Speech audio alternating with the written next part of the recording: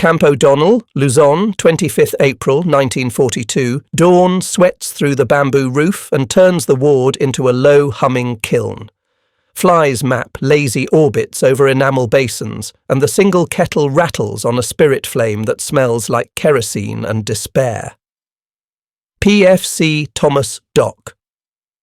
Avery slides a hand beneath a tanker's wrist and counts a thready pulse while the man asks, in a voice older than his years, for sulphur. Avery's pockets are empty.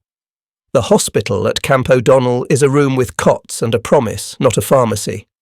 He tears a scrap of brown wrapping from a scavenged parcel and writes a list. Sulfanilamide, morphine syrettes, quinine, sterile dressings, tincture of iodine, a proper sterilizer, a few glass IV bottles. He writes the date because writing it makes the day feel honest. A Japanese orderly watches him write and shrugs. Ashita, maybe tomorrow. He carries away the last intact roll of gauze with the same efficiency he used to inventory the ward's 2 thermometers. Outside, the April sun bleaches the parade ground. Inside, the fever does the bleaching. O'Donnell was a barracks built to hold its breath for a peacetime drill.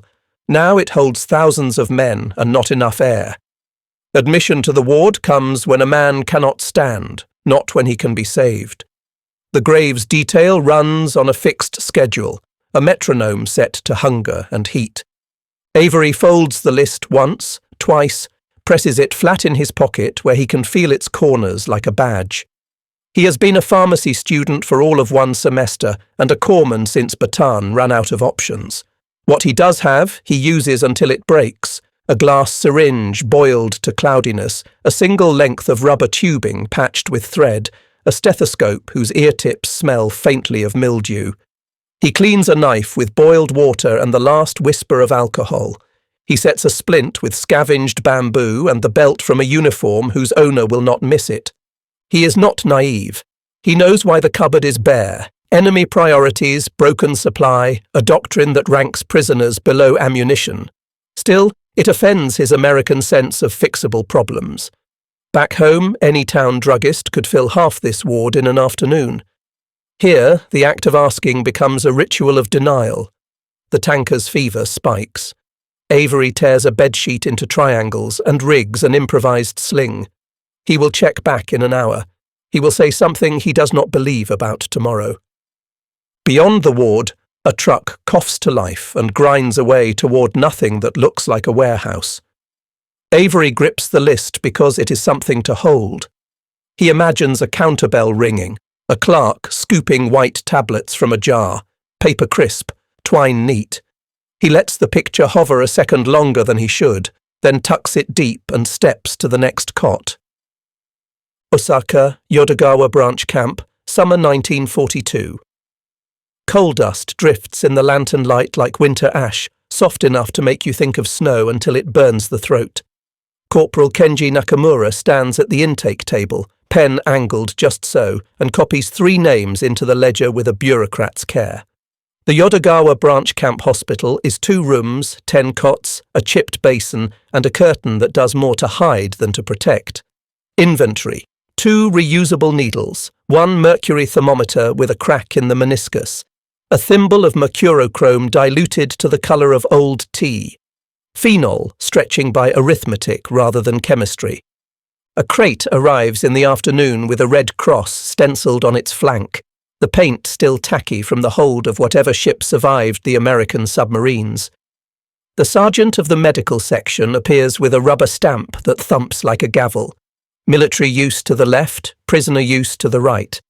The good glass ampules of morphine tilt left. The tins of sulfanilamide tilt left. Ether and clean gauze drift left as steadily as iron to a magnet. On the right, for show, the thimble of dye, a coil of cotton thread, a packet of aspirin so powdery it remembers being bark. Nakamura signs where he must and does not ask where the left-hand pile will go. He is a conscript and a clerk, not a rebel. The code is simple. Keep the numbers clean and the ward cleaner. He boils the needles 10 minutes in rainwater.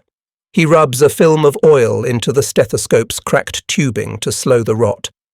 He records pulse, temperature, and the kind of cough. His hands learn the weight of edema. A prisoner wardman, a calm American with a dry humour that does not translate, watches him watch the emptiness, and their understanding travels without language. He was raised to believe that duty is a form of love. He believes it still, only now the object of his care refuses to meet him halfway. He listens to lectures about self-reliance while men with mine injuries wait on cots for instruments that will never arrive. The factory whistles blow at shift change. The ward exhales dust.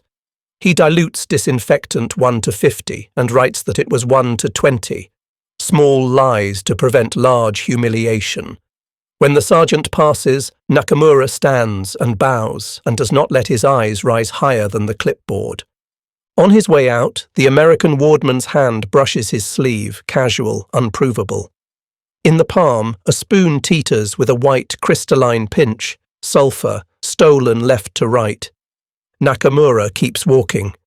His face is the ledger, lines straight, columns true. In the dark, he rehearses the only prayer he has left, the one in which a small mercy cancels a larger sin.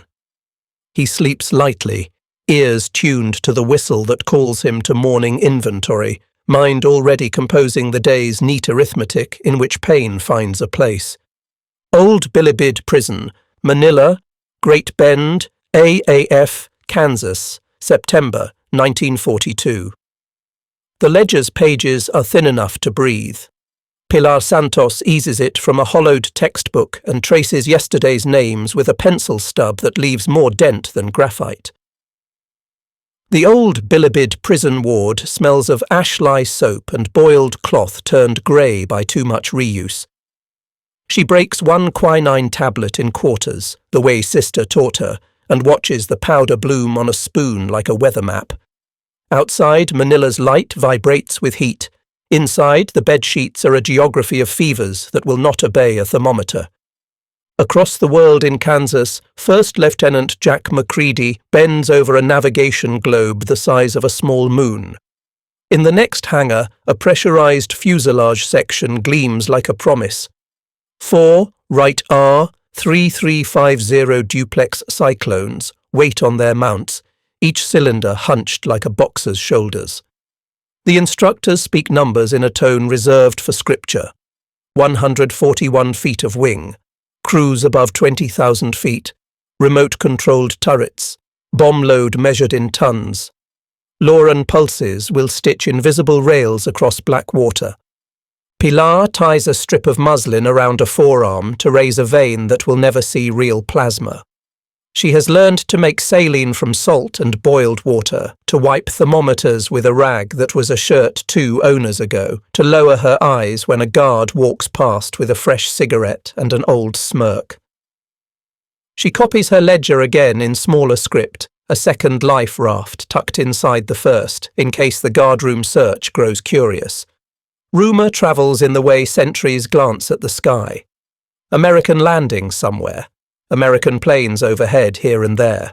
Quinine is a ration of hope and habit. Macready's pencil draws circles from islands he has not yet seen.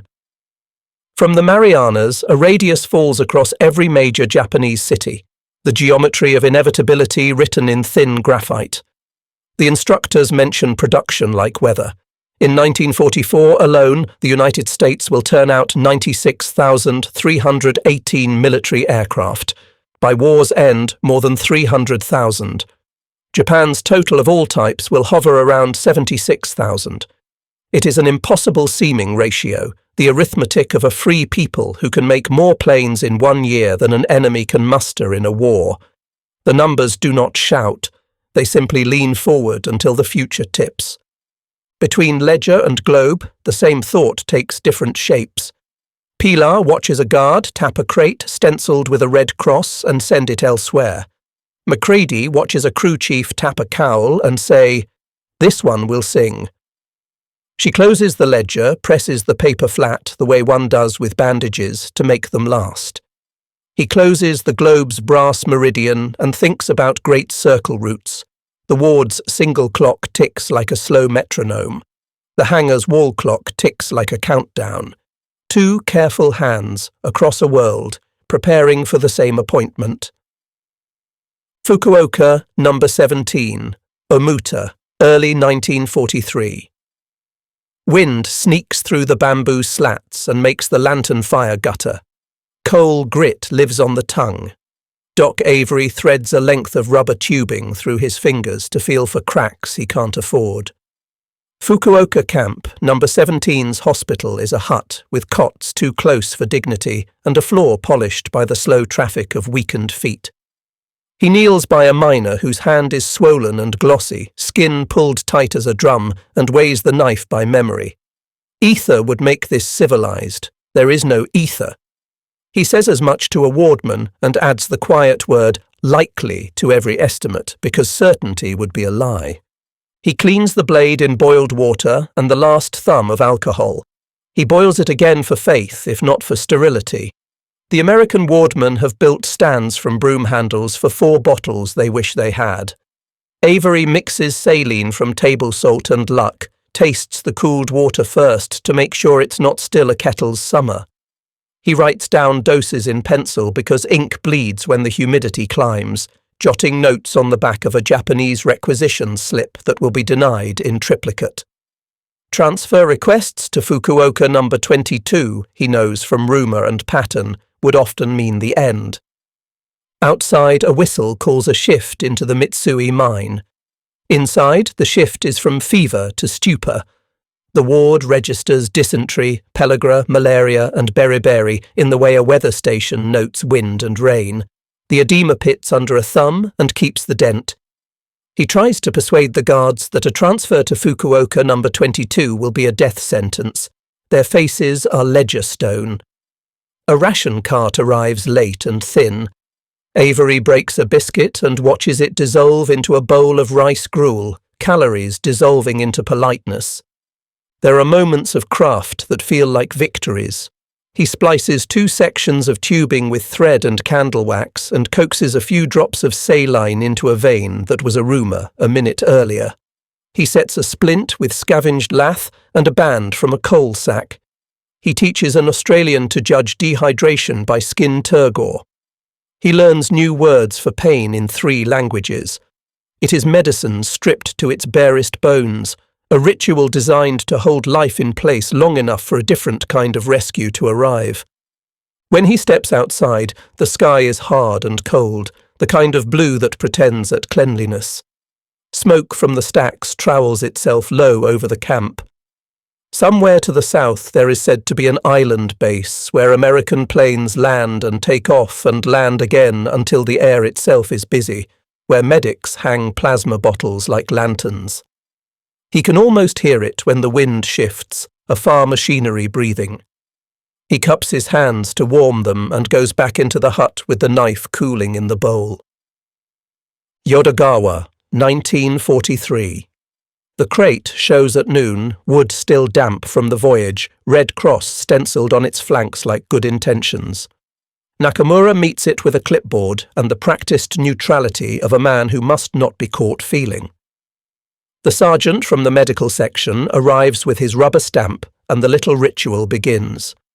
Military use to the left, prisoner use to the right. It is choreography disguised as logistics. The glass ampules go left with a musical clink. The tins of sulfanilamide go left with a whisper like dry rice. Ether, lint and clean gauze drift left as steadily as filings to a magnet. On the right, aspirin crumbs, a roll of gauze whose first layer's already yellowed, a promise of nothing. He opens the box that remains for the ward, a short roll of gauze, a cheap thermometer that takes a minute to decide on a number, a coil of cotton thread strong enough to hem a cuff, not strong enough to tie an artery. He signs the form in characters he learned from a careful schoolmaster, strokes that aspire to elegance even when the content is ugly. The sergeant's eyebrows ask if he has anything to add.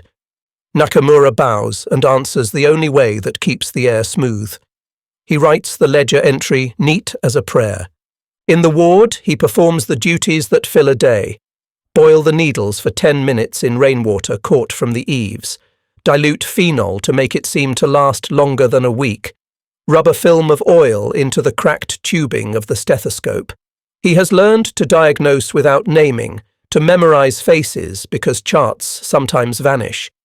He teaches the young guard the proper way to lift a fevered man so the bones do not grind. He learns unwillingly the jokes the prisoners tell about their own hunger. He adds a line to the ledger, edema increased, and underlines nothing. There is a moment near lights out when the ledger becomes a face. The American ward man, the same calm one with the dry humour, cleans a dressing with a tenderness that unsettles Nakamura. The man glances at the door the way a thief glances at a window. As he turns, their sleeves brush. In Nakamura's palm lands a spoon, and on the spoon a small white pinch that might as well be contraband gold. Sulphur, stolen left to right. He does not close his hand because closing would make it a secret. He simply carries it as if it were part of the ritual all along. He dissolves the powder in boiled water and tips it between a prisoner's lips while the guard's boots pass outside like a metronome. When the breathing steadies, he looks at the spoon as if it were a mirror. He is not a hero. He is a man who wants the ledger to mean something more than neat columns. The factory whistles raise a chorus. He makes his last round and leaves the ward smelling of phenol, coal, and the thin metallic hope of a small stolen dose. Marianas and Western Pacific, 1944. The runway shimmers as if it wants to float. Macready squints past heat mirage to the edge of ocean where tankers sit like tin toys and offload gasoline into bladders that look from a distance like sleeping whales. The B-29's shadow reaches the end of Saipan before the wheels leave the ground. He runs a finger along the nav table and feels the ruler's nicks the way a rifleman feels the checkering on a stock. Star shots will come later, for now he rides LORAN pulses like stepping stones over dark water. At altitude, the world simplifies to numbers and will. Fuel flow, manifold pressure, indicated airspeed, true airspeed. Wind aloft out of the west with a bite. If the pressurization holds, they will cruise above 20,000 feet, where the air is thin enough to forgive small mistakes and cold enough to punish big ones. In the bomb bay, tonnage waits with the patience of gravity. Macready marks ETAs across an ocean. The map calls empty and the war calls crowded. Below, far below, are ships that used to bring coal to rails and medicines to wards. He lays a transparent overlay on the globe and draws a circle from the Marianas that touches every major city in Japan.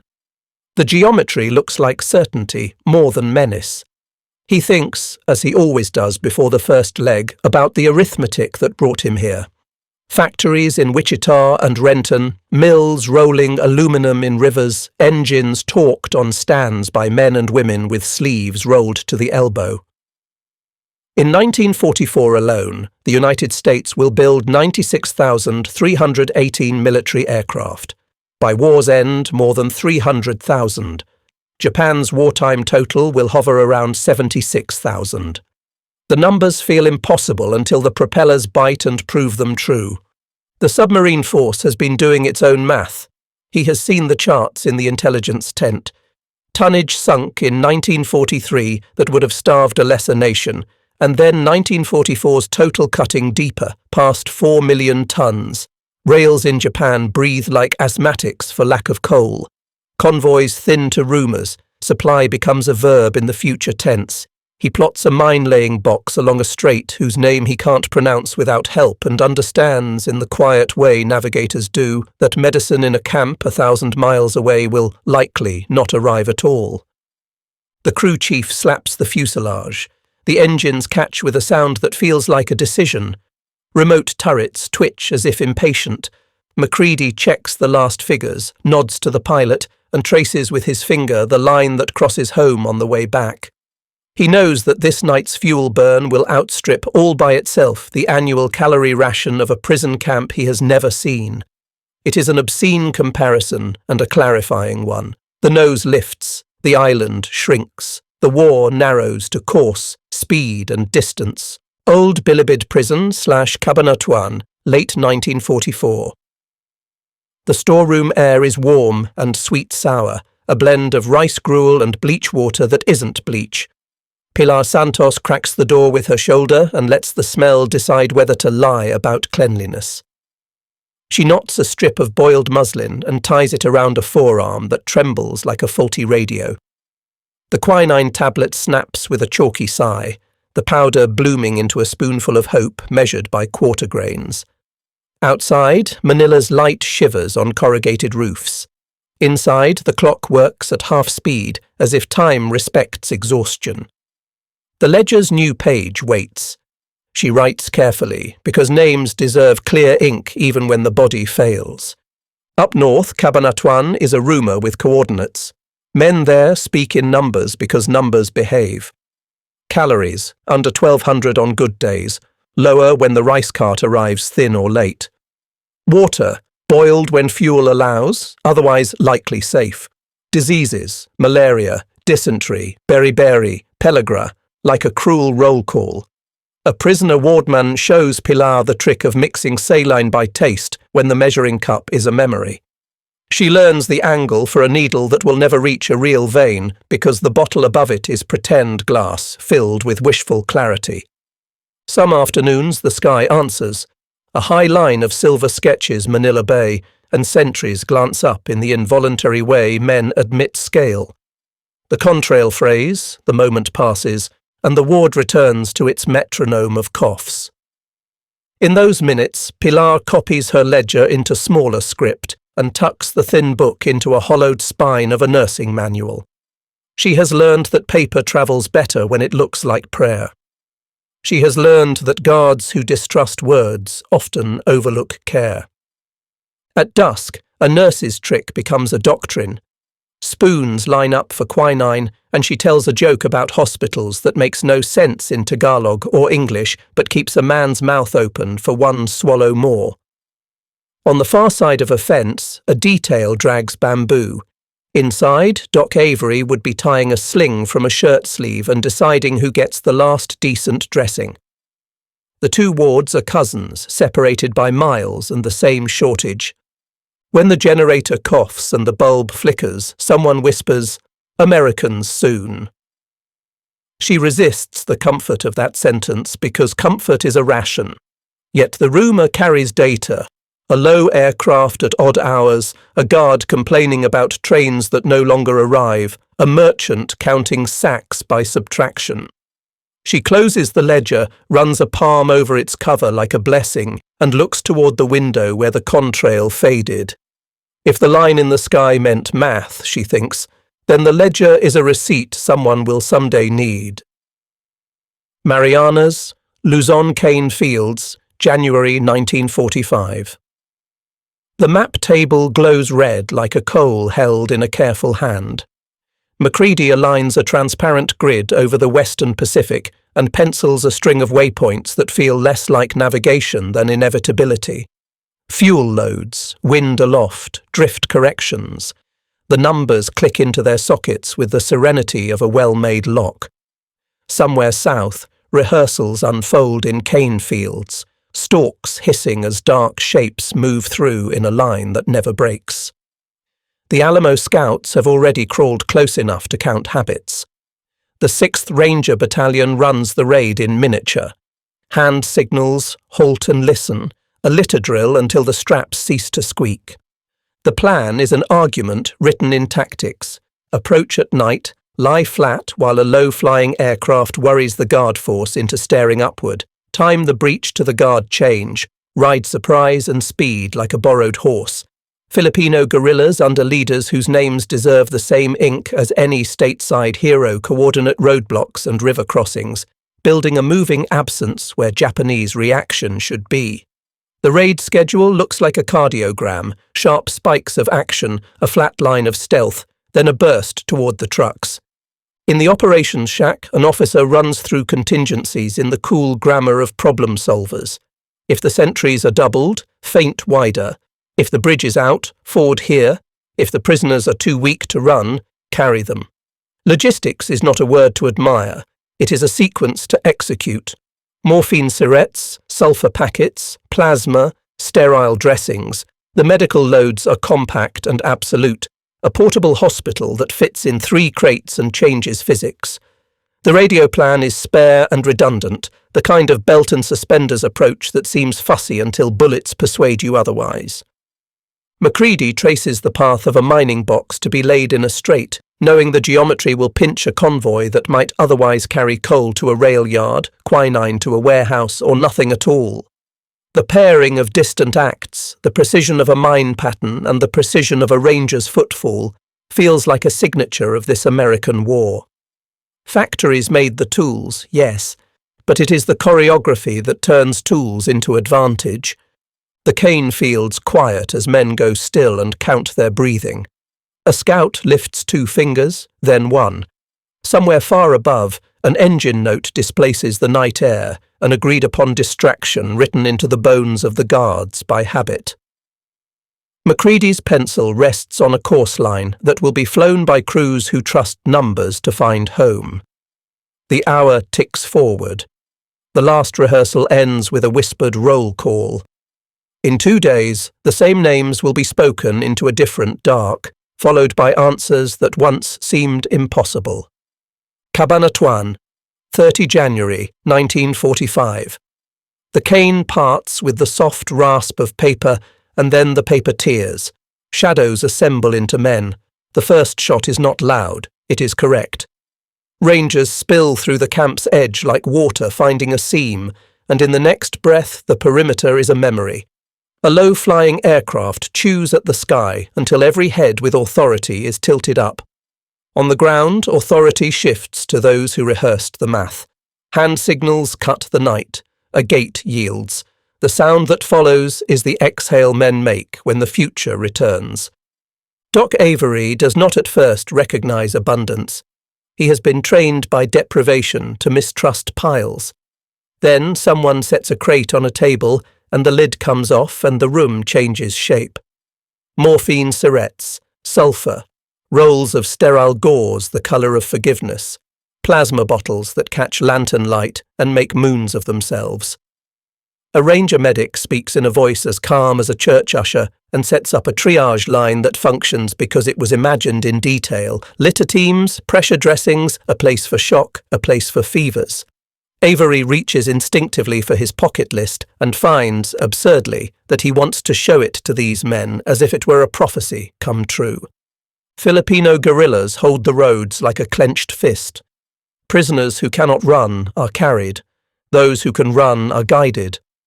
The rehearsed route glides beneath calloused feet. The camp behind them begins to understand what is being taken. Speed makes philosophy. At this tempo, mercy is logistics. Trucks wait where trucks must wait. A sentry post that should have worked does not. A diversion that should have failed does not. The exit feels like a proof. Numbers return as characters. More than 500 prisoners, 512 is the count most often given, move out of a place designed to keep them, because a battalion-sized idea proved sharper than a garrison. 2 Americans will die in the process, even victory writes names, yet the ratios defy the instincts of anyone who has not studied American war at scale. Consider an impossible comparison that is still true. A single B-29 on a single mission can carry medical tonnage in its spare space that would have eclipsed the hospital stores of this camp across 3 years. The analogy is indecent and accurate. It clarifies rather than boasts. On a truck tailgate, Avery hangs his first real bottle of plasma and watches the drip count seconds. The road ahead is rough, but it is a road and not a wall. Behind, a guardhouse door slams like a period at the end of a sentence that will now be rewritten in courtrooms. The convoy noses into the dark, engines speaking the grammar of escape, and the night, so long an accomplice, finally sounds like a friend. Santo Tomas, Manila, 3 February 1945. The hoarse smell of gasoline mixes with crushed grass as the 1st Cavalry's flying column shoots through Manila streets and slams against the iron of university gates. A wave of civilians rises in answer, a forest of keys lifted toward troopers as if metal itself could petition. Locks yield in a clatter like hail. Rooms turn themselves inside out. Pantries, infirmaries, storerooms, furniture folding back to reveal caches old as hope. Someone drags a crate with a red cross into the light and cries without embarrassment. Pilar steps through the crowd holding her ledger under one arm, the way a nurse carries a tray when the tray is a story. The ward gulps air like a swimmer after a too long dive. A young American medic meets her eyes with the look of someone who has studied checklists until they became reflex. He opens a crate and the room tilts. Sulfur tins, morphine, rolls of gauze white as new snow. He lifts a plasma bottle and asks for a nail to hang it on, and in the time it takes to find one, a real hospital is being assembled where a stage set had stood. She hands him the ledger. He reads the names like passwords and nods. The column's fuel plan has been prayed over and solved. There is no heroism in an empty tank. Troopers unpack K-rations that taste like the idea of home, biscuits that crunch instead of mush, meat that insists on being chewed, and the calories shock bodies tuned to scarcity. Call it roughly 3,000 in a day. Call it a sun pulled inside. Someone brings up a sterilizer that hums like honest machinery, and the smell of carbolic rises the way memory sometimes does, unexpected, decisive. In the courtyard, a few crates marked for POWs sit with their twine uncut, evidence harder than words. A staff officer notes pallet counts and supply lists with the flat professionalism of a man building a brief for later. Overhead, a formation bears east, the rumble like a verdict written in the passive voice, was decided, was arranged, was delivered. The city's fight is not done, but this compound is no longer a ledger of losses. It is a balance sheet that can add. Pilar thinks of the nights when rumour was the only ration that did not run out. She watches a medic tape a catheter with the relaxed competence of someone who has seen more than he says. For the first time in years, discharge means release rather than burial. She closes the ledger and traces the last entry with her finger, as if blessing a font. The keys that opened doors now clatter to floors. Job finished. The gates stand wide as morning. Japan proper. Summer-autumn, 1945. Nakamura unlocks the dispensary out of habit and steps into a room that echoes. Empty shelves throw his footsteps back at him. He is late to the end of the war by a matter of hours, and yet the decades lodged in his shoulders feel suddenly negotiable. Overhead, lanes of B-29s move as if the sky were a river with traffic laws. Their sound has been a weather pattern for months, a proof by repetition that an island empire can be addressed from the far side of an ocean. He watches without flinching. Awe and fatigue have decided to share the same chair. Orders arrive faster than doubts. Recovery teams in neat khaki fan through camp networks, clipboards riding on forearms that know how to write and lift at once. 8th Army's plan, blacklist, unspools with the inevitability of a map rolling flat. Medical officers establish triage in courtyards, hang plasma in rows that look ceremonial and are merely efficient, and divide the world into now, soon, and later. Americans in Japan proper will be counted in 5 figures. More than 11,000 freed, processed, treated, and moved in days that try to hold more hours than clocks supply. The arithmetic expands to include the invisible. American aircraft production across the war has passed 300,000. Japan's total, all types, will hover around 76,000. The 1944 American figure alone, 96,318, reads like a misprint until one stands beneath a flight line that does not end. Submarine tallies from 1943 and 1944 put millions of tons of shipping on the ocean floor. Rails wheeze for lack of coal. Warehouses become big rooms with memories. In the post-surrender corridors, crates of Red Cross supplies appear where they had not been before, their provenance a secret kept by everyone and no one. Nakamura finds a thermometer on a nail and lifts it down as if it were a relic. He walks to the courtyard where an American medic is teaching a class in the universal language of hand gestures. Here the tourniquet, here the pressure point, here the way to lift without breaking. He watches and thinks of the spoon of sulphur he carried without closing his hand. He understands that obedience is smaller than mercy and that records have a way of becoming evidence. A convoy noses out through a gate that used to lean inward. On the tailgate, a man who looks like every American medic in every photograph secures a crate with a knot that will not slip. Nakamura steps back into his dispensary and sets the thermometer on the counter. It is suddenly a measuring stick for a climate that has changed. The room is not empty, it is ready. Tokyo Trials, Stateside Wards, 1946, and After the Microphone Hum is the sound of history clearing its throat. On the table, Pilar's ledger with its thin pages and dense handwriting. Avery's pocket list, creased and sweat-polished into a talisman. Nakamura's ledgers with columns neat as parade ranks. A prosecutor asks a question whose answer everyone already knows and needs to hear in public. The words that follow sought behaviour from policy. Crates with red crosses did not vanish by accident. Hospitals without medicine were not a misunderstanding of terms. The record grows heavier by the hour, a weight made of paper. Stateside, Avery walks a ward that smells like real carbolic, the hum of an autoclave folded into the building's heartbeat. He shows new medics the pocket list and says this is what a hospital needs when it is stripped to bone. This is what we owe even to enemies.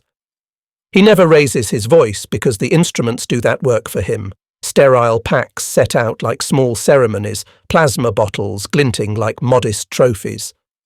He reads newsprint figures that still look like magic. In 1944, the United States built 96,318 military aircraft. Across the war, more than 300,000. Japan's total, all categories, will rest near 76,000. The ratio is not brag, it is a diagnosis.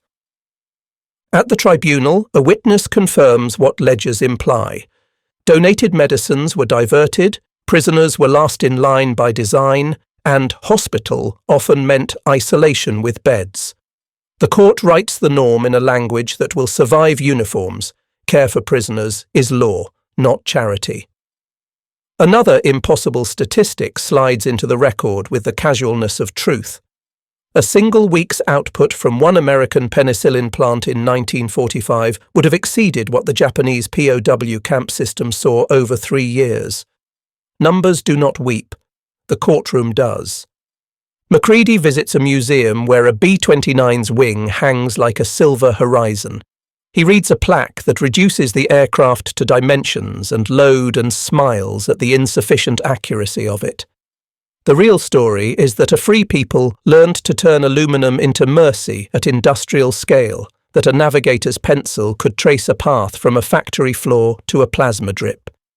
He remembers fuel calculations that once felt obscene beside a camp's daily calories and decides finally that the comparison honours rather than diminishes.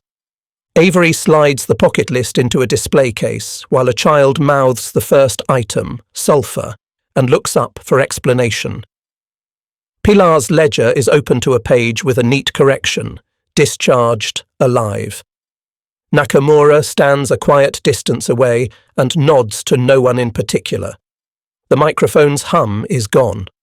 What remains is the receipts, dates, names, numbers, sufficient to build a future that refuses to forget.